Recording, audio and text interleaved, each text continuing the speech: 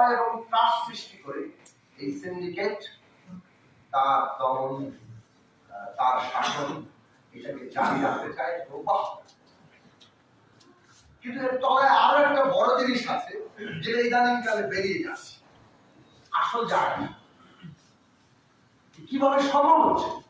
সম্ভব হচ্ছে এটা যে এই রাষ্ট্রটাকে যে তারা দখল করেছে, প্রতিষ্ঠানগুলোর গুরুত্বপূর্ণ জায়গাগুলো যে তারা দখল করেছে, এদেরকে তারা অবাধে লুটপাট করতে দেয়।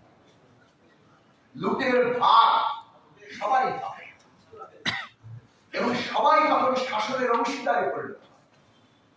ফলে শাসন টিকিয়ে রাখার জন্য শেখ হাসিনা, যিনি এই শাসনের এখন প্রধান ব্যক্তি, সিইও,